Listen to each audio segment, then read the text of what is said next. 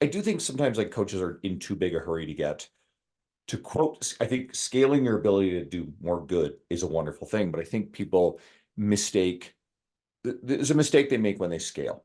They're in a rush to get off the gym floor, and then they stop doing the thing that they loved, what made them great, that got them to where like that certain level of success, and they for whatever reason stop doing it, or they try to get away from it. And the best, most successful people that I've seen are the people who are still in it. They're still coaching in some way. They're still doing what they love, and they've just figured out other things that they enjoy to, scale their ability to earn a livelihood. And I think that's actually a really valid goal. I think a lot of coaches get caught up in this narrative. It's like, well, I'm not doing it for the money. I do it because I love it. It's like, guess what? You need to be able to pay your bills, and it's a really nice combination. It's a great livelihood if you're earning a good solid livelihood, providing for your family, saving for future retirement if you ever technically want to retire, and you get to still do what you love, right? So it's the coaches who are not very organized on pathways to, scale is one of the words, it's sort of a buzzy word right now, Yeah. but or systems or what have you, but just ways to make sure that you have lots of people lined up at the door who want to work with you. Yep. That's sweet. I love that sort of intro, and I like how you already set the tone with talking about sort of scaling and the behind the scenes of it and sort of what you're seeing in the industry. So it sounds like you're in a lot of stuff. You're writing, you're doing in-person training, you do online training, you're speaking at events. What does your balance sort of look like? Obviously, you probably don't have much balance. It's a lot of work, but like what from a business owner's perspective, like how are you balancing all of it, and like where's your, there's probably not a crazy priority list. Everything's a priority, but like you see what I'm trying to ask? Like how are you Oh, doing I know. all I of got this I got stuff? I got three things for you, and I sometimes get lost along the way. So remember, I said three things. Okay. The first thing is, this idea of work-life balance. If you're doing work in this industry, then there's no such thing. Okay. Like Yeah. I'm going to come back to, I think there are people who, they have young families, and that they ultimately do need to figure out an element of balance. And you can earn that, and you can create that by being really smart with how you structure your time, you boundary your time, how if you can do the thing where it allows you to do the highest leverage tasks, where you're delivering the most value to people and learning how to get paid for it, that's fine. But let's come back to the first concept. For me, I do probably way too much stuff. I'm not a great role model for most coaches because it would be overwhelming. It's like I use my buddy Luca Hosfar again as a great example. Luca kind of just does everything. He's an absolute maniac. And I feel just exhausted just watching his level of productivity. But problem with guys like us is we love doing this. This is our fun. This is our recreation. We're hanging out at this event we're down there for the whole weekend pretty much at this event, even though we're up on stage for like an hour for one thing, and then we have another like a VIP table Q&A thing another night, but we're down for about 3 days. And so we're not trying to find this arbitrary idea of balance in our lives, at least not at this stage. That can always change. I'm going to get to that. That's going to be point two. So why would I want to do less of what I love to do more of what I don't enjoy as much? Because it's somebody else's arbitrary idea of balance or downtime or what have you. And I think you can get carried away with that and you can risk burnout, but it is much, much harder to burn out doing things that you are fulfilled by. And I think a lot of people in this idea of trying to avoid burnout, they do a whole bunch of stuff that A isn't fulfilling, is mindless, but it's actually slowly burning them out. And actual relaxation, going for a walk in nature is restorative, right? Sleep is restorative. But sitting down in front of mindless television now, or a lot of scrolling on social media, you're sort of shutting your brain off. It doesn't require a lot of energy in the now, but the way that it interacts with your nervous system, it's not putting you into a parasympathetic, relaxing state the way that yoga or a walk in nature would, right? It's just Hmm. not. So you get these people doing this stuff that because they're so tired from their work, because they're probably inefficient with how they approach their work, or they're doing things that they don't enjoy, they're not fulfilled by, and that could be a problem. And then instead of doing stuff that's actively recuperative, restorative, emotionally fulfilling, like maybe it's your favorite TV show or a book you love or time with friends. You end up doing stuff that you just crash to the couch. And instead of like making a decision about the one of the 50,000 movie titles or shows between all of the six different subscriptions you have, or whatever, you just pop out your phone and you start like flipping through TikTok. That's not restorative. Okay. So I think if we get clear on this sort of stuff, we can actually get some of our time back. And some of that time can be used on shit you're fulfilled by, and some of that can be used on meaningful time. Like maybe you got a young family. I don't have family, I have a cat, right? So that's one. So boundaries. Number two, there are people in the industry, some of whom are good friends of mine I respect, I think are amazing people who are very successful, that talk either directly about boundaries or they make a clear showcase of how their boundaries function. And some of them are pretty good about not preaching this as if this is a fundamental thing you have to start with. A few of them do it, right? And I'm not calling anybody out, but we've got some people who've been very hardworking for a very long time horizon, probably talking like 2 decade level stuff. And then if you're telling a newer coach, hey, you need to have these firm boundaries around your time, it's like, no, motherfucker, you are successful because of your work ethic and the fact you probably didn't have much by the way of boundaries, and you had Yep. a legendary level of work ethic. And there's probably some like survivorship bias and like luck along the way, but these are people who did so much, built relationships, worked hard, where their surface area of luck was so good that by being in a lot of rooms and a lot of places and trying to do a lot of stuff, they were given a lot of opportunities. And over time, magnify that over a long time horizon and not quitting, not giving up, a lot of good stuff happens. And then you can attribute that to, well, because you got so darn busy, you started to have to say no to more stuff. So you start developing these boundaries around your life and what mattered to you. And you notice that, hey, I'm feeling better because I'm not like burnt out from like trying to do too much. This sort of sounds like I'm contradicting myself, but I think there's important stuff here. Not everybody can function at the level I like to function at. And so then all of a sudden they realize, wait a second, I'm saying no to all these extra things. I've got clarity on what my mission is. That's super important. And you're not being pulled in a whole bunch of different directions. Super important. And you have the infrastructure, the legacy, the brand, the relationships where you can engage in really high leverage behavior, which will help build media and knowledge, like whether it's courses or it's big programs or whatever, and you have the leverage to be able to actually sell this and make a lot of money across a larger group of people. And then you turn around and go, okay, cool. Well, the boundaries are the reasons why I have this. No, the boundaries are a byproduct of everything you've done over the years, and then you needed clarity to, at that level, be effective.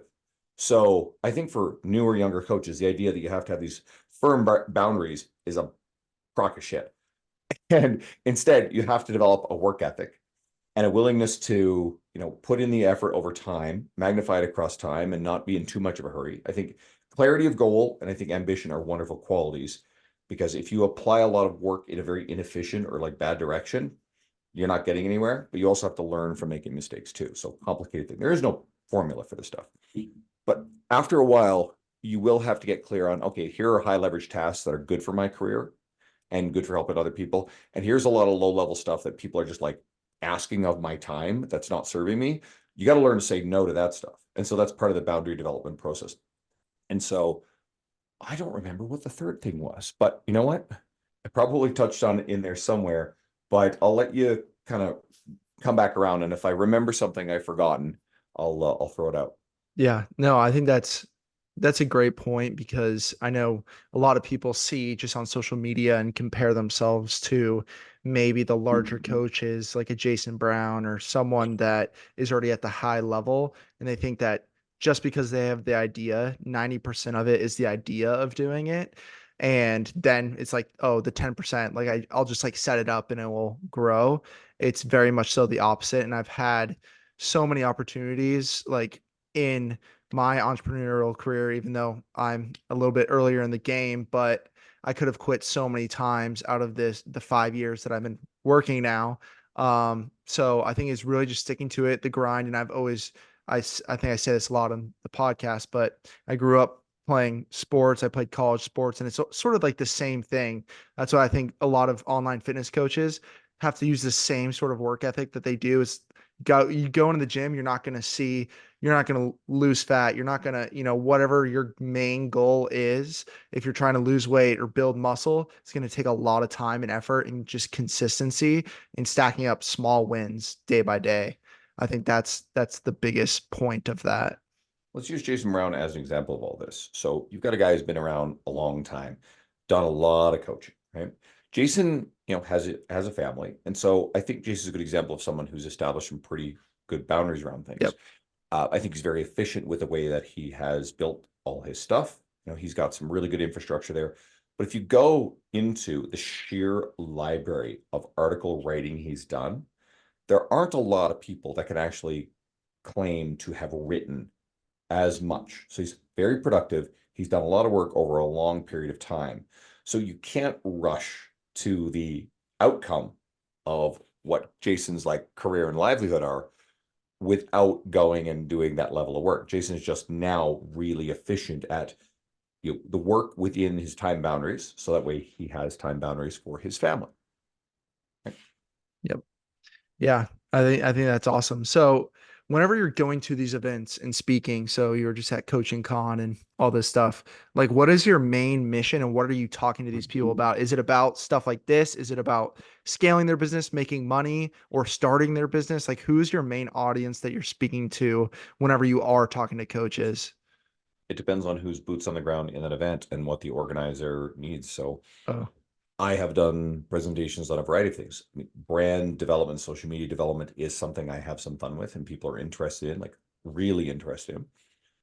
So I found that those topics work really well. Sometimes I've got something coming up in Toronto where I'll be doing two keynotes, one on social media, and I'll be doing one on a training concept called cross education, which is really just a neurological phenomenon where if you have an injured and immobilized limb, by training the other limb, you actually help spare the muscle strength and muscle thickness of that limb. So that's technical training type stuff, right? mhm. So I think it's important to actually display credibility and knowledge base when it comes to, your fitness, your education. It can't all be just social media. Yep. But let's go back to, let's say, the brand stuff, because I think that's going to be a little more relevant here. I think that a lot of people will look at larger social media accounts. Sometimes it's kind of more like the popular influencers. Sometimes it's more of the established authorities in the industry, and there can be some overlap between those two things. But I find that if you got a filtered eye, you know what I mean with the difference, right? And the credible authorities have a bit more substance and a bit more of a legacy of being educators, accomplishment, career success, etc. You look at someone like a Dr. Mike Israetel and his co-founder and partner Nick Shaw. They're friends of mine. So they founded Renaissance Periodization, incredibly highly regarded, established, long-standing, successful company in the industry. They've also really doubled down on their YouTube. They set Mike loose. Mike's a big personality, very large social media following. And so their YouTube is growing very rapidly. I think they're over 1.5 million subscribers now. So Dr. Mike Israetel is no influencer. He's probably more entertaining than almost any other person in the entire industry. He's also probably smarter than everybody else.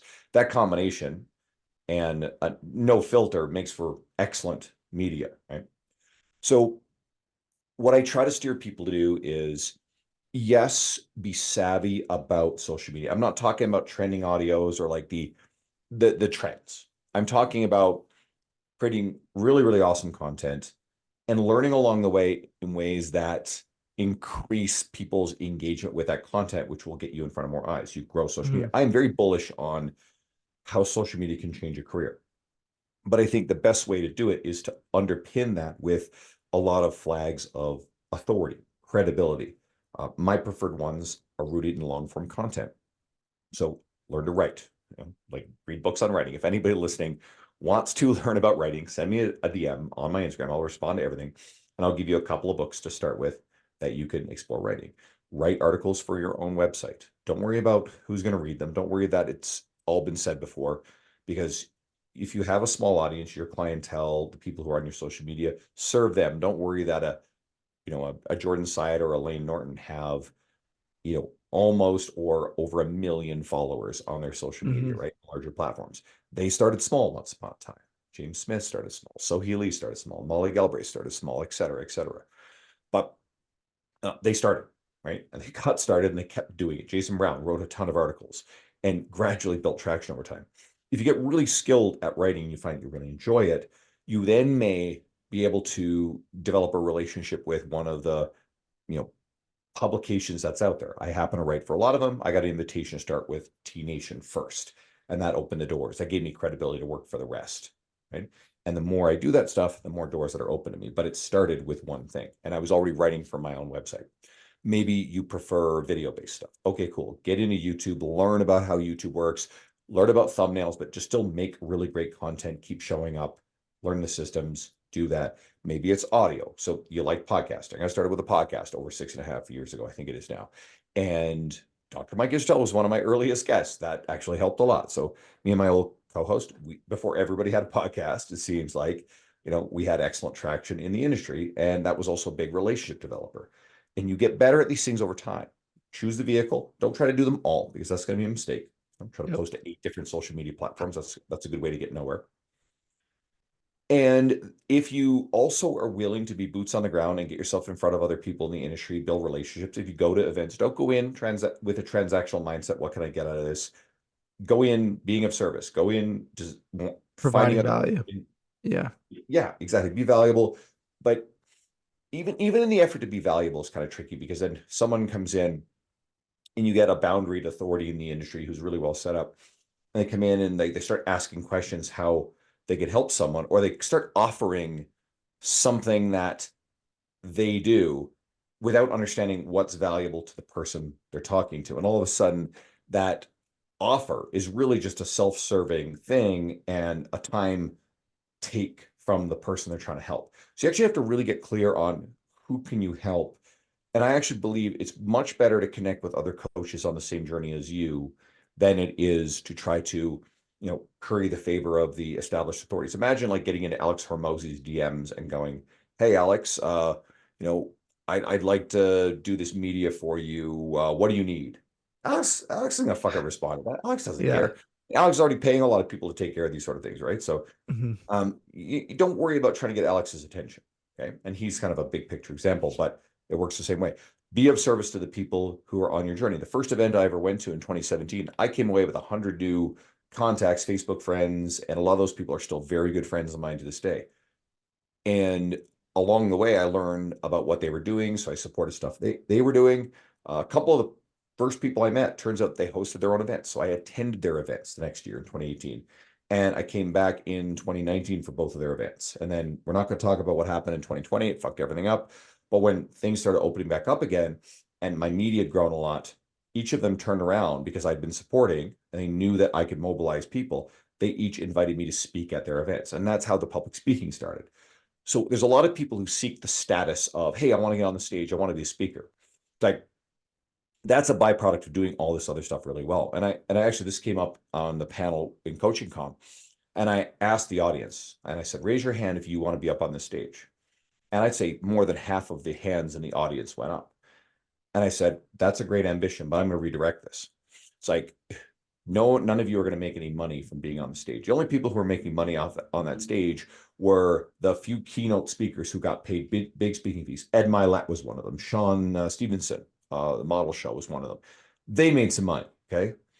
And the event organizer, he would make money because a lot of this stuff was a big like sell for his company. The rest of us, we're taking time away from our work and it's still fun, but Hmm. I'm not making a livelihood doing as much public speaking as I'm doing, right? That's not where my money comes from. And in a lot of ways for people, it's a status play. So what I'm telling people is get local, get in your community, get in front of companies, schools, volunteer to start with, and get in some corporate wellness speaking, right? Be of service to the people there. What's going to happen is you're going to get in front of warm audiences who you get their contact information, you get their email addresses, you be of service, you have something of value to give them on top of just the talk, and you become this authority. And what's going to happen is companies are, if you do this well, soon enough, you get a reputation for this and connections. Some of these companies are going to start paying you $500, $1,000 to come in and speak at their places, which is really cool. And then everybody in the audience is a potential client because they're in your Yep. network and you're speaking to them directly. So it kind of comes back to your question about what am I speaking to coaches about? If I'm talking to coaches about social media and brand development, okay, do I do a little bit of that mentorship stuff or consulting as a very small piece of a very big puzzle? Sure. If someone's really interested, do I promote it? No. Am I looking to really take on those type of people? Again, only people I'm well connected with who I think I can really be valuable to. I, like I said, I don't promote it. So that stuff for me is fun and to give back to the industry. I'm just in a lucky position that I can do that. Mhm. That's awesome. Yeah, I think that's a cool perspective of, because I haven't talked to anyone yet that is really a public speaker doing all this, and it's a great way or a system to actually obtaining clients and just providing value, because that's our biggest thing is provide as much value as you possibly can to build the trust with your ideal customer. Just like running lead magnets and freebies and free value, your social media should be your resume. Like it should show someone exactly what they're going to be getting when they actually, dive into your programming or your coaching. So even I know I was just looking at your story and you said your newsletter does really well. And I think that's something huge too, is like people don't understand how valuable those types of things are. The communication through email, so many people sleep on it, and I'm like, if you don't have your back end stuff set up yet and you're not giving as much value as you possibly can to cold audience members that are just joining up for your email list, you're missing out on so much money.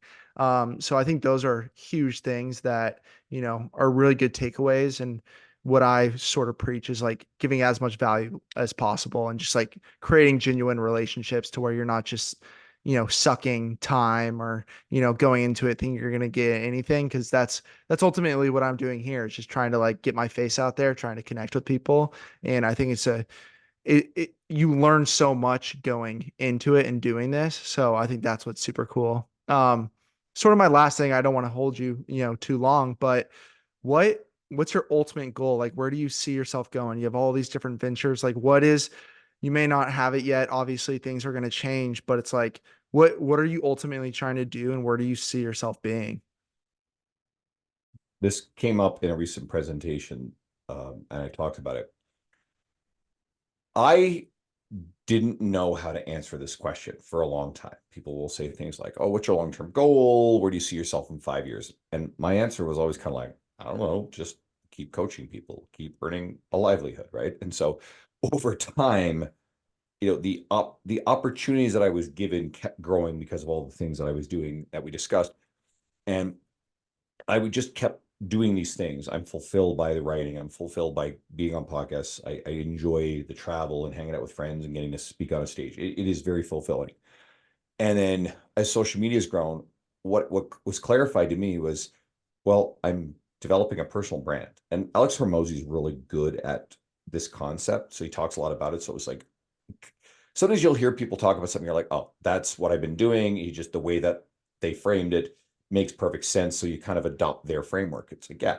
So I've been building personal brand. And what does additional, like, bigger personal brand do?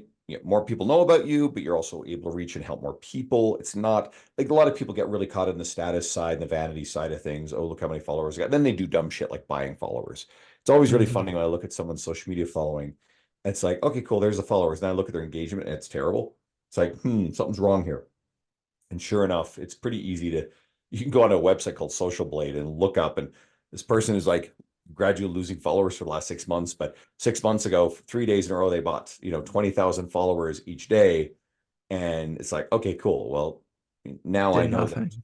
Yeah. Yeah, like that doesn't help you at all. In fact, it will kill the engagement on your account for anybody who's real, who's there. So guys, don't do shit like that. Okay, that's really dumb.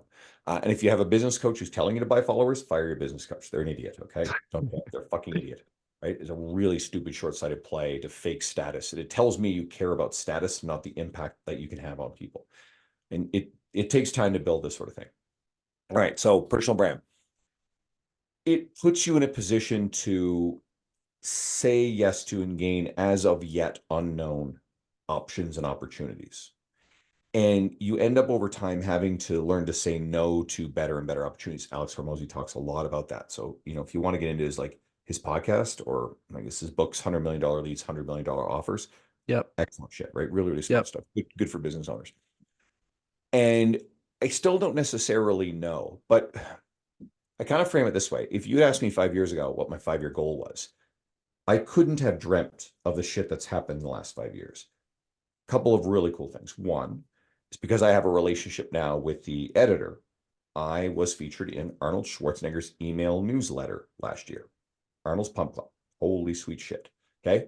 So guess what? That logo is on my website because I've been seen in there. I also got to do a talk at an official Olympia weekend event called Olympia U. Now, smaller side section, but it's still an official Olympia event. Cool. Always get to claim that. That was a really cool honor. And, when I'm at the Olympia, I hang out at the Muscle and Fitness booth because I write for them. So, there's just so much cool stuff I could not have fathomed was possible. So I'm not going to set any limits on what the next 5 years might entail. I'll put my head down, work really hard at it, try to do high leverage things. But even in the last few years, I've gotten so many of these external opportunities that have been very brand developing. You have to get really careful not to miss out on doing the things, the fundamentals that build your business, like your website, your email list, writing articles. I've written so many articles for other publications. I hadn't necessarily written a lot for my own website. Your own website will drive more people to your email list. So that's really important. So this year I want to write more for my email list, even though that my editors want stuff for them. So it really is, okay, I don't have hey, I know I want to be in this place in 5 years. I think it's fucking spectacular to have clarity of goal. And I think if you don't at least have some idea, you may be working inefficiently or going in entirely the wrong direction. Yep. But I'm not necessarily worried about, okay, I need to have, this and this in exactly this time frame. My mind doesn't work that way. So it's okay if you don't have that level of clarity. Although I think it's not a bad idea as you experience more stuff to get clearer on your direction. Absolutely. Yeah, I think you said it very well, and it's good to sort of have that vision and sort of a north star. But obviously, like even whenever I started, I started with like a clothing company, and it was in fitness, and started posting. My sort of journey went so many different directions, which ultimately led me to owning, my agency. So it's really cool. I think the best time to start is now for anything that you do. If you're passionate, you're ambitious, just start. It'll take you to the right path. It's just keep every day stacking those wins. So, Andrew, thank you so much for hopping on this podcast. This was awesome. You gave, a lot of sick value to anyone that's looking or is an online fitness coach and trying to get more clarity, especially from someone that, is speaking. And hopefully you got some insight to, what Andrew talks about at these events and what an event would look like. So that's a super cool perspective. So yeah, I really appreciate Andrew. Thank you so much. If you ever need anything, feel free to reach out to me. And I'm excited. This is awesome content. Thank you. I appreciate it. Yes, sir. Awesome. You have a great one, Andrew. You too. Take care. Peace. All right. Let me know when this thing goes up, okay? Sweet. I'll Message shoot you a me, DM. tag me, and then I'll share through my story, okay? Got you. Awesome. Thanks. Thanks, I got Andrew. another one here and I go get some food. Talk All soon. right. Bye. Peace.